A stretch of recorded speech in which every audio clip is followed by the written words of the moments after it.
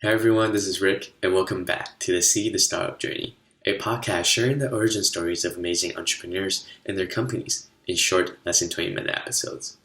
Today, I'll be interviewing the founder and CEO of EDUrain, Bryon Pierson. Bryon is a data analyst and a former high school wrestling coach who spent the last 6 years studying the college financial process. Now, he's leading EDUrain, a company that is providing you with a one-stop software to apply for financial aid, scholarships, grants, and off-campus housing. Hey Bryon, to start us off, can you tell us a little bit about yourself as well as your company EDUrain? It's called EDUrain, but it's okay. Everybody gets that wrong too. I just like things that have names that you wouldn't expect. I think the biggest thing that people, I want them to know about me is that I'm Black, first generation, LGBT, former foster care kid, and I got $60,000 in student loan debt. And, I have a degree in political science from SIUE. And EDUrain is a platform that helps people get financial aid and housing. We help you file your federal application for student aid, win scholarships, and we also help you with off-campus housing. And we have a zero interest loan program that helps you build credit while paying for rent off campus. Mm-hmm. And can you talk a little bit more about your personal background? Because I found on your bio, on your website, it says that you were emancipated at 15, and then you proceeded to self-fund college, and as you said, accumulated $60,000 in student debt. What do you mean by emancipated at 15? So I ran away from home, and I beat my father in a court case to go into the foster care system. I was too young to go and live on my own. I also didn't have a job. So I voluntarily put myself in the foster care system. I lived in a couple homes in high school. I got into wrestling. And wrestling, it got me to go to college because my goal in life at that time was to be a college wrestler, which is crazy to think about it because it's your goal in life is to be something that you're going to do already. So I did that, and I was a leader of my high school wrestling team, the O'Fallon Panthers. When I was wrestling in college, it was big fish, small pond type deal. I got up there and there were just a lot of good people in wrestling. And so I didn't really pan out the way I wanted to. I mean, I still had a positive record. My record was 800 out of 1,000, right? Wow. I went to SIUE, and, I didn't do wrestling anymore. And I was this new person. I wasn't the biggest thing on campus anymore. So I had to adjust to that, and also being a junior. I became a part of the LGBT organization.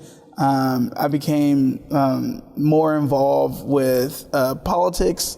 I was just really, really happy about who I was trying to become.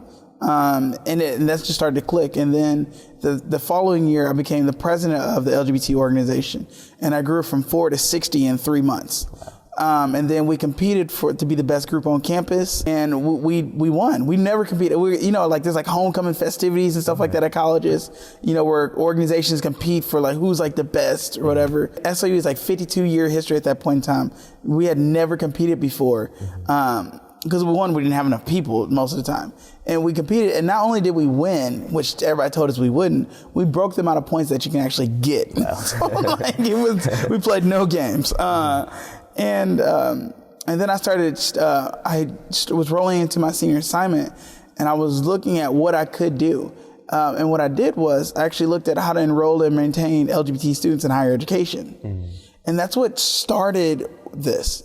It's looking at what are the best policies to have, and then what does those best policies look like implemented on a college campus. Okay. And I looked at 330 colleges in 11 different states, and then in those 11 different states also looked at post-secondary education spending, higher education spending, and then also the matriculation from where your cohort graduated with your cohort to go into college. So doing that, I graduated. I was lecturing. I was trying to get into undergraduate research journals, actually.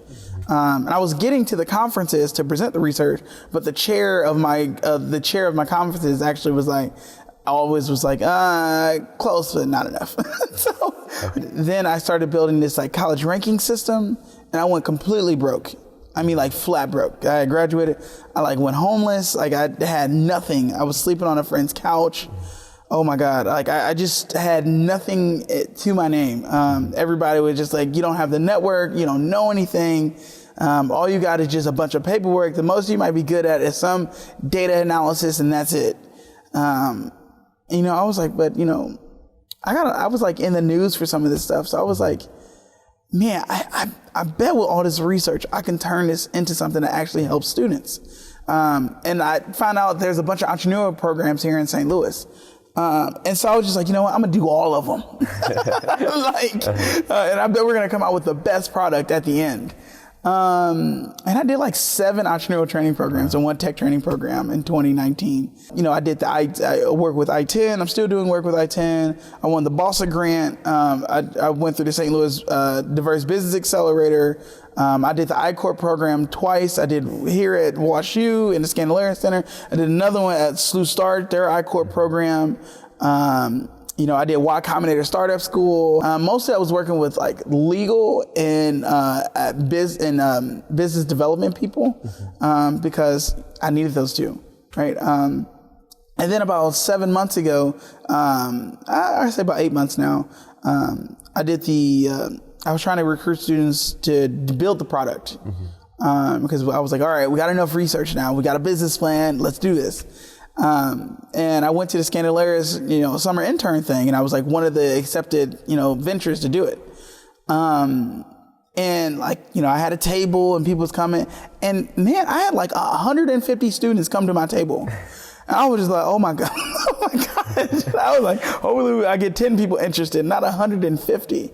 And then like the CTO I had recruited, he was like, Bryon, how about this? We get a Scandalaria's person to kind of build some of the basics of it.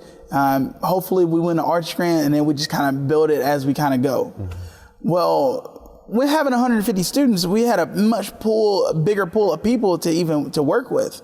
And we looked, and like, there's this guy, Aaron Zong, who like our CTO is like, he ain't the best developer out of this group. He seems like a good developer though. But he also has a good business acumen because he built a business with his mom in China, Lansing Sales and Marketing, which is an advertising and sales company. And he was like, you need to look at this guy.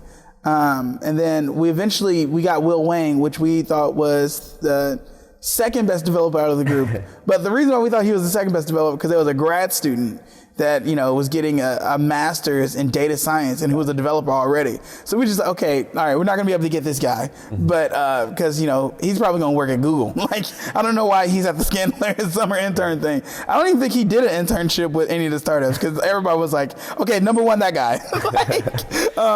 But Will Wang, after that, was our number 2 pick. And actually he was more our realistic pick. And he was a great guy. I mean, he understood what we're trying to do from a business level, and he was a developer, and he was one of those guys that he would stay up all day to figure out one problem. He focused, right? And what happened is we actually brought on Aaron as a co-founder because, one, we needed the WashU connection. I've heard about it so as long as I've been in St. Louis. WashU. So I was like, you know what, let's bring this, let's kind of figure out what he wants and how he wants to do what he wants to do with his life. So I was asking him questions like, do you want to work for somebody or do you want to build something yourself? And he was like, I don't want to work for anybody. I want to be able to build my own things and I want to be able to make my own things happen. And so I was like, that's a person that we need. So he came on as a co-founder with us, and he recruited a couple of his friends. I kind of brought my mentors, and we just started building. Right. And as we were trying to get the Arch grant, we actually raised $38,000 trying to get the Arch grant. Just trying. People like literally looking at our application and being like, okay, I think you should do this, or I think you should do this, maybe not do this. Let's think about how we're saying this. We literally got $38,000 doing that. We failed in getting the Arch, just made it to the second round.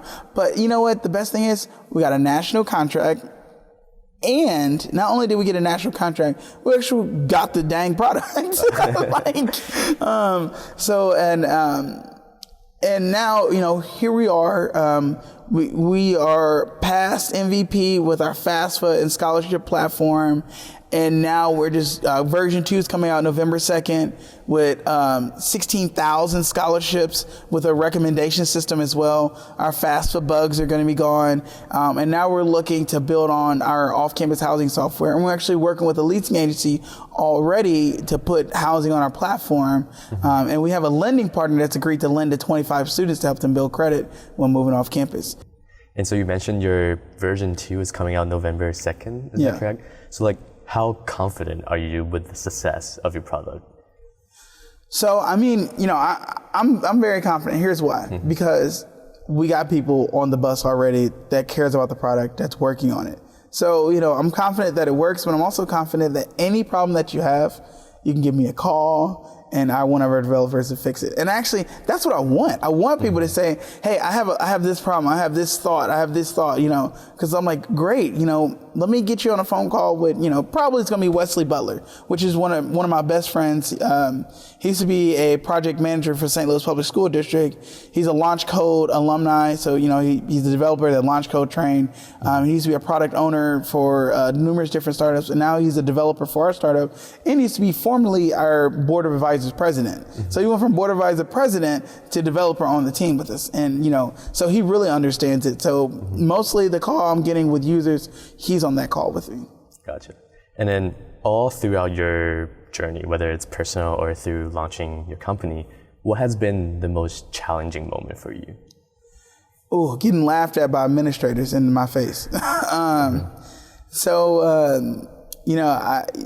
You know, there's people, you know, who will say, you know, you are going to do this. You, Bryon, are going to do this. You know, kids like me hear that all the time. So yes, me, Bryon, is going to do this. And here's why. Because the kids that I'm working with, they hear that, but these kids graduate high school, they get jobs, they go to college, and they graduate college. And that's the new narrative. That's the new narrative. I love that. And kind of on the flip side, what has been the best or most satisfying moment for you? Man, I only think about the problems all the time because I'm trying to fix them. The most satisfying moment is, I still wait tables on the side. You know, I wait tables to make sure I can eat. How about that? Because, you know, most of the money goes to the developers and stuff like that and partnerships that we're trying to do. I was waiting tables one night, and somebody I went to high school with was, you know, at my table. You know, I didn't know she was going to be there. And her mom and, you know, her significant other were there. And I go up to him and I'm like, hey, I'm Bryon. And her mom's like, I know who you are. And she was like, you know, I was like, oh, hey. She's like, my daughter been telling me about you. What you're doing is fabulous. And, you know, what you've done with your life and how you've kind of overcame things is amazing. And she was like, I'm so proud of you. And she was like, you know, my daughter's, you know, we've already graduated. You know, she's your age, Bryon, because I'm 26. And I was just like, you know, I thank you so much for that, because that's the kind of recommendations we need. You know, she thinks that, so she's going to go and tell her mom that, you know, hey, I know this guy named Bryon. He's recruited this team. He has this product that helps kids go to school, right? You know, because that's ultimately what we're doing. We're helping kids go to school. Most products are like coaching programs and all this other stuff. And those are great. You know, I can't, you know, I mean, I did used to be a high school wrestling coach, but at O'Fallon, by the way. But I wanted to build a product that kids could use on their own, and then maybe they can partner with a coach. You know, there's actually some coaching programs that we found are interesting that we're going to look at to see if we can integrate that to our platform as like a gold member or something like that. You can get into this coaching program with this person. That's awesome. And so what advice would you give to someone like me who is still a student but I'm interested in entrepreneurship and want to potentially start something on my own in the future? So I would say, don't do what I did. I was this senior with a bunch of paperwork and trying to get people to listen. But I would say, talk to people. You know, I've done now over 3,000 conversations on my product. Students, parents, enrollment directors, admissions officers, student support services, leasing agencies, landlords, bankers, lenders, politicians, city governments. we really understand the ecosystem around the student, and we built the product around that ecosystem. And that's why I think that we are getting, the people to buy into the platform now. And that's why we're able to get these resources, because I can say, here's your problem, here's your issue, here's how we're solving that with this student. So before we end, I also prepared some rapid fire questions. So just try to answer them as fast as possible. Okay. The first is, if you could have a superpower, what would you choose? I guess telepathy. When I think telepathy, I'm thinking like the whole gamut of like psychic powers. Okay. So like you can like see the future and understand what they're thinking. Gotcha. And then what time do you usually wake up every morning? Somewhere between 7:30 and 9 a.m. Mm-hmm. And if you could have dinner with anyone, who would you choose? Bill Gates or Jeff Bezos. Mm-hmm. But that's probably because I'm raising money. So like, what I'm raising is like, oh, okay, I got a penny somewhere. Yeah. And what is something you cannot live without? My need to do something that feels fair and that feels like it's actually making a difference in society. Because like my biggest fear is that I'm going to have a bland life. That's like my biggest fear. Like, if I'm homeless, but like I've like built a product that's helped millions of people, first off, that's a terrible entrepreneur. But I would be okay with that, because my life would mean something to me. That's like my biggest thing, is like, can my life actually mean something? Can I actually do something with it that is monumental, right? Now entrepreneur training wise, I'm not gonna build EDUrain to be homeless. Okay, that time has passed. Right. So this is the last question, which is, what is the best advice you've ever received? So the best advice I've ever received is people say that I have like a chip on my shoulder. Like I'm always trying to prove myself. People say I should never lose that, because it actually drives me to work harder and faster and, do things, that other people wouldn't be able to do. Like, for example, a legal question about the FAFSA and stuff like that. Within a week and a half, I've had like 65 conversations with 8 different lawyers, 10 people at the federal government. And that's because I keep an open line of communication with a lot of people. And mostly I do that because I don't think that I'm going to be able to do this on my own. Even if I have developers, I don't think that we're going to be able to do this on our own. So my job as CEO is to keep an open line of communication. And I'm good at that, because I don't think that we can do it on our own. And that chip on my shoulder keeps me to have those conversations, keeps me willing and to think through things, because I want to make sure that we have a well-rounded response to any question or any problem that comes up. Well, that's it for today's interview. Thank you, Bryon, for taking the time to do this. I wish you the best of luck. Are we going to do the elbow thing? Yep. I hope you enjoyed this episode. If you want to see our takeaways from this interview, as well as the latest previews and highlights for our future episodes, make sure you follow us on Instagram. You can also find our episodes on Apple or Google Podcasts, as well as Spotify.